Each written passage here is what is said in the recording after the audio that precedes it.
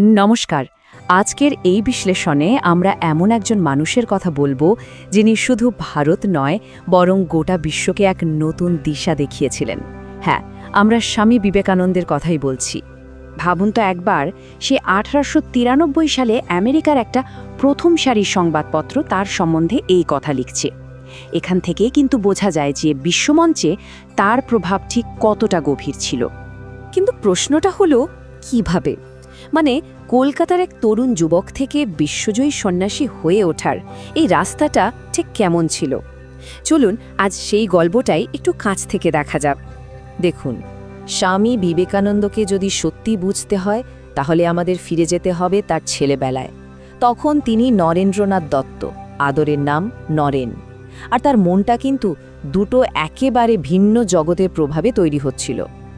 একদিকে ছিলেন তার বাবা বিশ্বনাথ দত্ত, একজন ভীষণ প্রগতিশীল আর যুক্তিবাদী মানুষ, আর অন্যদিকে ছিলেন তার মা ভুবনেশ্বরী দেবী, একজন ধার্মিক এবং নীতির প্রশ্নে একদম অটল এক নারী। এই দুই ভিন্ন মেরুর প্রভাবই কিন্তু নরেনকে একটু একটু করে গড়ে তুলছিল। তার বাবা ছিলেন কলকাতা হাইকোর্টের একজন নামকরা আইনজীবী। ভাবুন, তিনি শুধু হিন্দু শাস্ত্রই পড়তেন না, বাইবেল থেকে শুরু করে সুফি কবি হাফেজের কবিতাও পড়তেন। তিনিই নরেনকে শিখিয়েছিলেন কিভাবে সব ধর্মকে খোলা মনে সম্মান করতে হয়। এই উদার দৃষ্টিভঙ্গিটা নরেনের মনে গেঁথে গিয়েছিল। আর তার মা, তিনি শিখিয়েছিলেন জীবনের দুটো মূল মন্ত্র। এক, পরিস্থিতি যতই খারাপ হোক না কেন সত্যিটা কখনো ছাড়া যাবে না। আর দুই, নিজের সম্মান রক্ষা করতে হবে, কিন্তু কখনো অন্যকে ছোট করে নয়।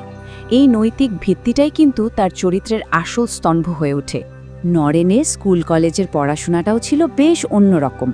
তিনি ঈশ্বরচন্দ্র বিদ্যাসাগরের মতো মানুষদের অধীনে পড়েছেন, আর এমন কলেজে পড়তেন যেখানে ছাত্রদের শেখানো হতো সব কিছু নিয়ে প্রশ্ন করো, কোনো কিছুকেই সহজে মেনে নিও না। তো এই যে এত কিছু শিখছেন, এত কিছু জানছেন, নরেনের চিন্তার জগৎটাকে যদি আমরা একটা ছবির ক্যানভাসের সাথে তুলনা করি তাহলে দেখব সেই ছবিটা কিন্তু অনেকগুলো আলাদা আলাদা রঙের মিশ্রণে তৈরি। চলুন সেই রঙগুলো একবার দেখি। প্রথম আর সবচেয়ে জরুরি রঙটা ছিল ভারতীয় দর্শন, অদ্বৈত বেদান্ত। এর মূল কথাটা খুব সহজ কিন্তু গভীর। অহম ব্রহ্মাস্মি, মানে আমি সেই পরম শক্তি, আর আমার মতো বাকি সকলেও তাই। আসলে আমরা সবাই এক। কিন্তু মজার ব্যাপার হলো, তিনি শুধু ভারতীয় দর্শনে আটকে থাকেননি। কান্ট, মিল, ডারউইনের মতো পশ্চিমী দার্শনিকদের লেখাও তিনি খুব মন দিয়ে পড়তেন। হার্বার্ট স্পেন্সারের দর্শনে তো এতটাই প্রভাবিত হয়েছিলেন যে তার একটা বই বাংলায় অনুবাদও করে ফেলেছিলেন। শুধু তাই নয়, তার কৌতূহল তাকে আরও এক জগতে নিয়ে যায়। তিনি কলকাতার একটা ফ্রি ম্যাসনারি লজে যোগ দেন। এটাও এক ধরনের পাশ্চাত্য রহস্যবাদী সংগঠন। আর সেখানেও তার মেধা এতটাই ছিল যে খুব তাড়াতাড়ি তিনি মাস্টার মিশন হয়ে ওঠেন। আর চতুর্থ রংটা ছিল ট্রান্সেন্ডেন্টালিজম। এই দর্শনটা বলতো যে শুধু যুক্তি দিয়ে জগৎকে পুরোপুরি বোঝা যায় না।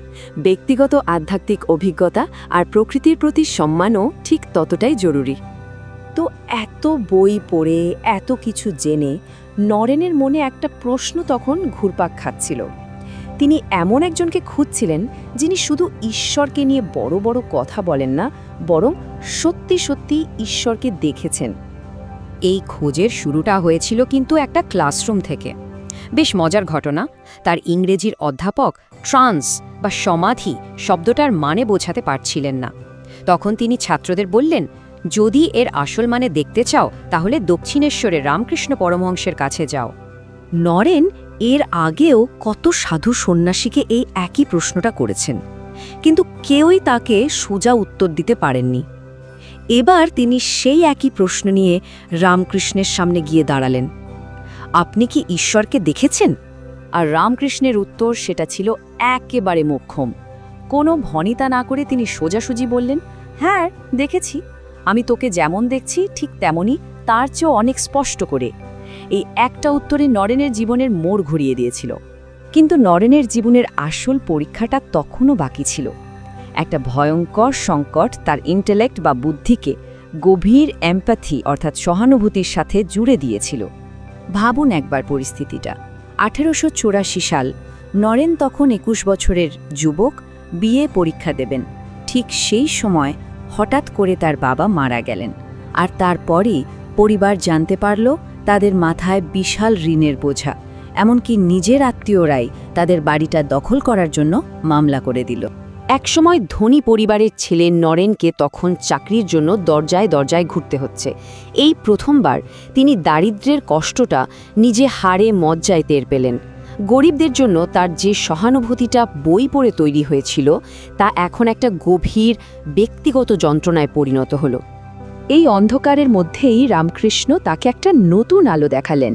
তিনি বললেন, জীবে প্রেম করে যেই জন, সেই জন সেবিছে ঈশ্বর। মানে মানুষের সেবা করাই আসলে ঈশ্বরের শ্রেষ্ঠ উপাসনা।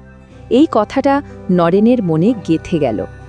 এরপরেই নরেনের জীবনের সব অভিজ্ঞতা, তার জ্ঞান, তার আধ্যাত্মিক খোঁজ আর এই কঠিন সময়ের যন্ত্রণা, সব কিছু মিলেমিশে একটা নতুন লক্ষ্যের জন্ম দিল। মাত্র ২৫ বছর বয়সে তিনি পরিব্রাজক সন্ন্যাসী হিসাবে বেরিয়ে পড়লেন। সঙ্গে কি ছিল জানেন? শুধু একটা জলের পাত্র, একটা লাঠি আর তার প্রিয় দুটো বই, ভগবদ্গীতা আর দি ইমিটেশন অফ ক্রাইস্ট।